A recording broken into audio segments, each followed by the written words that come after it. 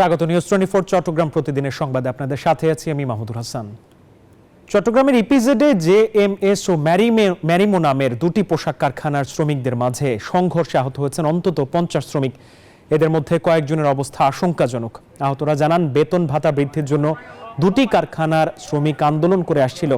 ইতিমধ্যে JMS company শ্রমিকদের দাবি মেনে নিলে সকাল থেকে তারা কাজে যোগ দেয়। এ সময় ম্যারিমো কোম্পানির একদল শ্রমিক সেখানে ঢুকে ভাঙচুর করে ও শ্রমিকদের ওপর এলোপাথাড়ি হামলা চালায়। আহতদের চট্টগ্রাম মেডিকেল কলেজ হাসপাতালে চিকিৎসা চলছে। কারখানা দুটি বন্ধ ঘোষণা করা হয়েছে। আমার মডেস্টের লোক মোবাইল নিয়ে আটকে রাখছে আর ওরা ধরে নিয়ে আমার ভিতরে মারধর করছে। গেট খুলে যাওয়া হচ্ছে, এখান থেকে ওরা আমাদেরকে মারধর করা হয়েছে। আমাদের অর্ধেক লোক চলে গেছে। আমাদের সেদিন 150 জনের লোক ছিল। দর্শক, চট্টগ্রামে পোশাক কারখানা শ্রমিকদের মাঝে সংঘর্ষের ঘটনায় আহতদের চট্টগ্রাম মেডিকেল কলেজ হাসপাতালে চিকিৎসা দেওয়া হচ্ছে। সেখান থেকে যুক্ত হচ্ছেন সহকর্মী আকরাম হোসেন। আকরাম, আমরা জানতে পেরেছি প্রায় 50 জনের মতো আহত হয়েছে। আহতের সংখ্যা আরো বেড়েছে কিনা, আহত যারা তাদের অবস্থা কেমন দেখছেন এখন?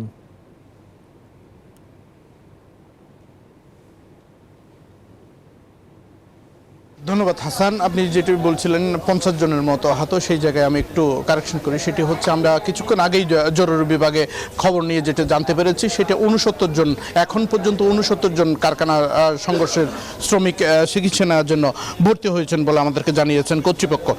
আমরা সকাল থেকে যেই বিষয়টা জানি সেটি হচ্ছে সকাল 9:30টার দিকে গার্মেন্টস শ্রমিকরা কাজে যোগ দিলে পার্শ্ববর্তী আরেকটা গার্মেন্টস শ্রমিকরা হাতাহাতি হয়। সেই হাতাহাতির ঘটনা থেকে রণক্ষেত্রে পরিণত হয়।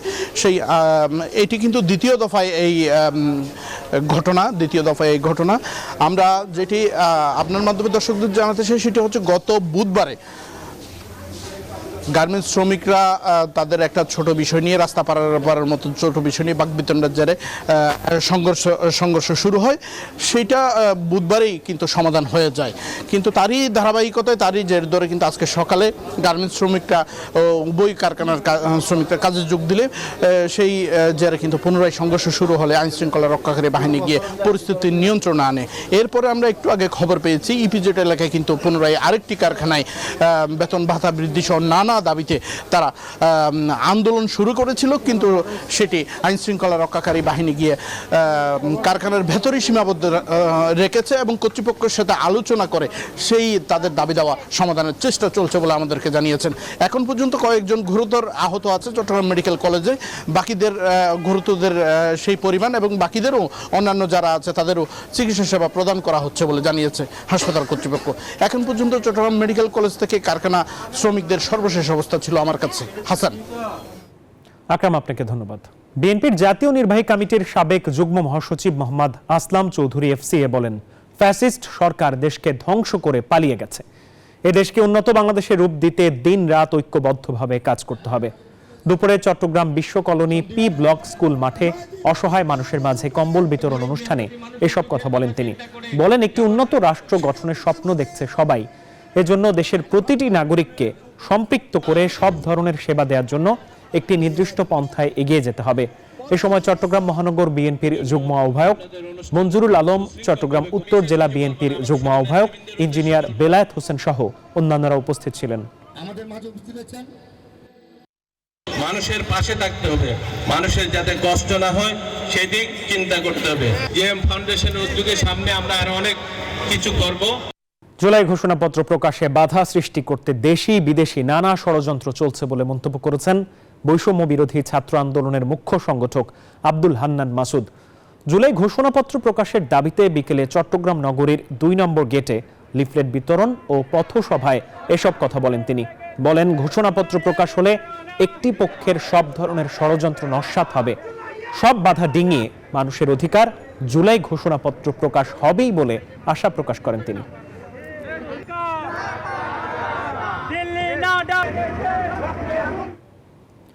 গ্রামকে শহরের রূপ দিতে বর্তমান অন্তর্বর্তীকালীন সরকার কাজ করে যাচ্ছে বলে জানিয়েছেন স্থানীয় সরকার বিভাগ চট্টগ্রাম উপপরিচালক মোহাম্মদ নোমান হোসেন। শুক্রবার রাতে চিটাগং ইডেন ক্লাবের গৌরবের 35তম প্রতিষ্ঠাবার্ষিকী উদযাপন অনুষ্ঠানে প্রধান অতিথির বক্তব্যে এ কথা বলেন তিনি। নগরের মৌসুমী আবাসিক এলাকার মাঠে ক্লাবের সভাপতি মাসুদ পারভেজ খোকার সভাপতিত্বে আরও বক্তব্য রাখেন উপ পুলিশ কমিশনার দক্ষিণ শাকিলা সুলতানা সহ অন্যান্যরা। মাইটি উইমেন আমি লক্ষ্মীপুরের সদরে পৃথক সড়ক দুর্ঘটনায় পিয়াস আহমেদ ও ফরহাদ হোসেন নামে 2 জন নিহত হয়েছে। আহত হয়েছেন আরও 9 জন। পুলিশ ও প্রত্যক্ষদর্শীরা জানায় শনিবার সকালে সদরের উত্তর হামসাদি বাস বাজার ও পিয়ারাপুর এলাকায় সিএনজি চালিত অটোরিকশা ও মোটরসাইকেলের সংঘর্ষে হতাহতের এসব ঘটনা ঘটে। এর মধ্যে আশঙ্কাজনক অবস্থায় সিফাত ও তামিম নামে 2 জনকে উন্নত চিকিৎসার জন্য ঢাকায় পাঠানো হয়েছে। অন্য আহতদের লক্ষ্মীপুর সদর হাসপাতালে চিকিৎসা দেওয়া হয়েছে। বান্দরবানে অভিযান চালিয়ে 5 জন দালাল ও নারী শিশু সহ মিয়ানমারে 58 নাগরিককে আটক করেছে বর্ডার গার্ড বাংলাদেশ। শনিবার ভোর 5:30টার সময় আলী কদমের 3 নং নয়াপাড়া ইউনিয়নের বুচির মুখ থেকে তাদের আটক করা হয়। এ সময় মানব পাচার কাজে ব্যবহৃত একটি ড্রাম ট্রাক, একটি প্রাইভেট কার ও একটি মোটরসাইকেল জব্দ করা হয়। চট্টগ্রামে শীতার্তদের মাঝে কম্বল বিতরণ করেছে আন্তর্জাতিক মানবাধিকার কমিশন বাংলাদেশ চ্যাপ্টার। সকালে চট্টগ্রাম নগরীর চক বাজারের অনুষ্ঠানে সভাপতিত্ব করেন আন্তর্জাতিক মানবাধিকার কমিশন বাংলাদেশ চ্যাপ্টারের প্রেসিডেন্ট এম.এ. হাশেম রাজু। এ সময় মানবতার সেবায় বিত্তবানদের এগিয়ে আসার আহ্বান জানান বক্তারা। অনুষ্ঠানে আন্তর্জাতিক মানবাধিকার কমিশন বাংলাদেশ চ্যাপ্টারের নির্বাহী পরিচালক সাইফুদ্দিন সালাম মিঠু, মুক্তিযোদ্ধা ডাক্তার মাহফুজুর রহমান সহ অন্যান্যরা উপস্থিত ছিলেন। চট্টগ্রামে কনকনে শীতের হাওয়ায় জমে উঠেছে শীতের পিঠা বিক্রি। সেখানে আছেন সহকর্মী নয়ন বড়ুয়া। জয়, শহরে শীতের আমেজ কেমন দেখছেন আর শীতের পিঠা বিক্রি কেমন চলছে?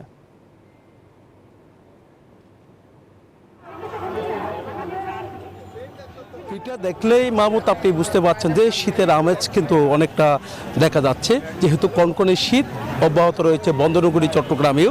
আমরা একটু দেখানোর চেষ্টা করছি কিভাবে পিঠা তৈরি করা হচ্ছে। একেবারে ফুটপাতে কিন্তু এখানে অনেকটা দেখা যাচ্ছে হাত দিয়ে কিন্তু আসলে গুড়ানো হচ্ছে, আবার দেখা যাচ্ছে আগুন জ্বালানো হচ্ছে। আগুন জ্বালিয়ে কিন্তু চিতই পিঠা এখানে করা হচ্ছে, ভাপা পিঠা করা হয়, পুলি পিঠা করা হচ্ছে। তো এখানে যারা পিঠা প্রেমী যারা আছেন, যারা পিঠা পছন্দ করেন, তারা কনকনে শীতের মধ্যে তারা পিঠা খাচ্ছেন। আমরা দেখছি পিঠা খাওয়ার জন্য সবাই ছুটে এসেছেন। এখানে বিভিন্ন জায়গা থেকে এখানে আসে। আমরা কাজীর দেউরি এলাকায় আছি। কাজীর দেউরি এলাকায় 3-4টা এরকম পিঠার দোকান আছে। 3-4টা দোকানে কিন্তু আমরা দেখছি পিঠা তৈরির হচ্ছে। আমরা একটু কথা বলতে চাচ্ছি আপনার সাথে। আপা, পিঠা খেতে আসলেন মনে হয় নাকি? না, আমি অনেকবার আসছি এখানে, অনেক ভালো লাগে আমার কাছে। জি, অনলি শীতের পিঠা অনেক ভালো, অনেক ভালো। আমরা খুশি থেকে আসি, অনেক ভালো লাগে। একটু কথা বলতে চাচ্ছি, কনকনে শীতের মধ্যে পিঠা খাওয়ার এই দৃশ্য কিন্তু আমরা প্রতি বছরে দেখি, এবারও আমরা দেখছি। জি, আচ্ছা, ভালো, এটা ভালো। মোটামুটি ওরা খুবই ভালো বানায়, পরিষ্কার পরিচ্ছন্ন বানায় এবং সব কিছু কোয়ালিটি মেনটেন করে। That's all. এটা কিন্তু খুবই ভালো। আমরা সবসময় আছি শীতকালে এটা নিতেই আর কি। বুঝতে পেরেছেন, এখানে যারা পিঠা খাওয়ার জন্য এসেছেন তারা কিন্তু আমাদেরকে জানিয়েছেন। তো এখানে মান অনেক ভালো, যেহেতু ফুটপাতে বিক্রি করা হলেও কিন্তু আসলে নোংরা পরিবেশ না বলে তারা আমাদেরকে জানিয়েছেন। তার কারণে গরম গরম পিঠা খাওয়ার জন্য সবাই ছুটে আসে এই কাজীর দেউরি এলাকায়। এই ছিল আমার এখানকার সর্বশেষ। ফিরে যাচ্ছি স্টুডিওতে মাহমুদের কাছে। জয়, আপনাকে ধন্যবাদ। যাচ্ছি পরের সংবাদে। চট্টগ্রামে মাইজ ভান্ডারী একাডেমির উদ্যোগে সর্ববৃহৎ শিশু কিশোর সমাবেশ অনুষ্ঠিত হয়েছে।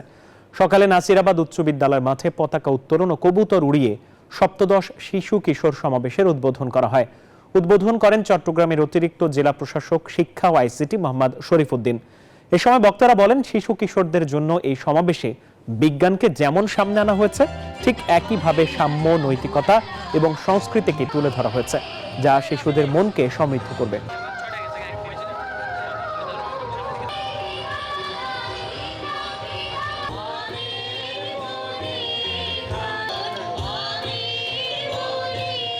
আমাদের সাথে যোগাযোগ করে তোমাদের পুরস্কার সহ নগদ আয়োজক ছিল সর্বপ্রথম সুপ্রিয় কলেজ, স্কুল অ্যান্ড ল্যাবরেটরি কলেজের সিফাত বিন ইকবাল।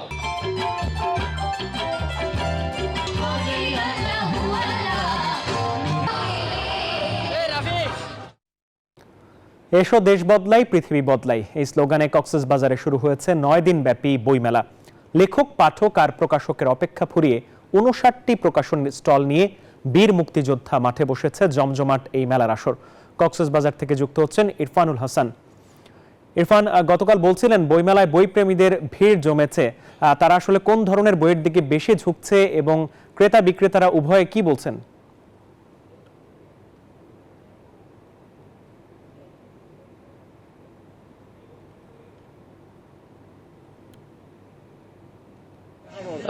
কক্সবাজারে শুরু হয়েছে বইমেলা। এখন আমরা আছি আসলে মেলার যে স্টল রয়েছে, অনেকগুলো স্টল আসলে দেখতে পাচ্ছি। কক্সবাজারে প্রায় 59টি স্টলকে মিলিয়ে কিন্তু কক্সবাজারে এবারের বইমেলা অনুষ্ঠিত হচ্ছে।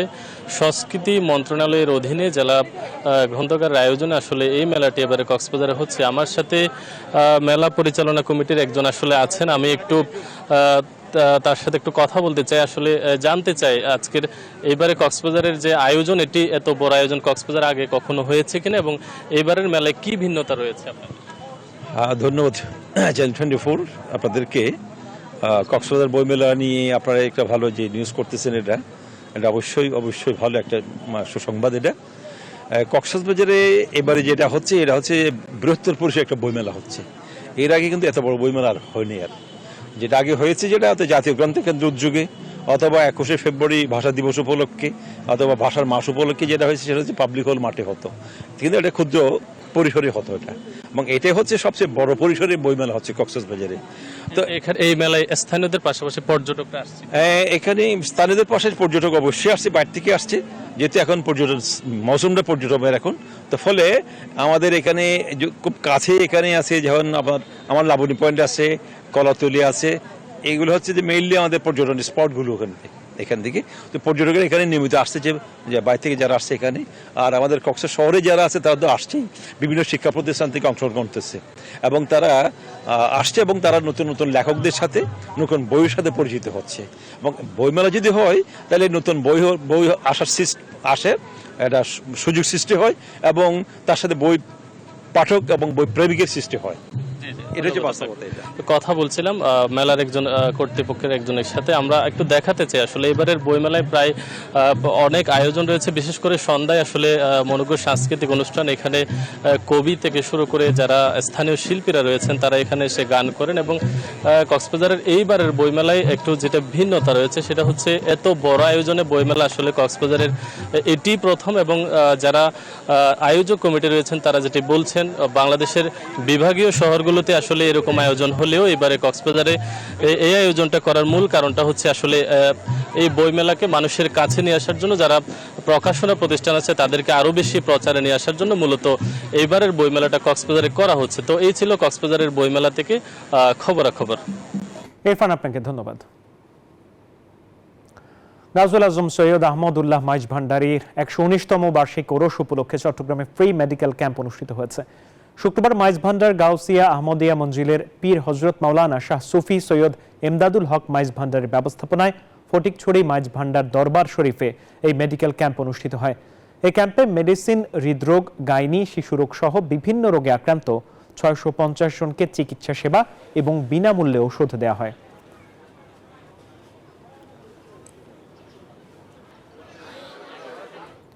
এই ছিল চট্টগ্রাম প্রতিদিনের সংবাদে। ধন্যবাদ সবাইকে।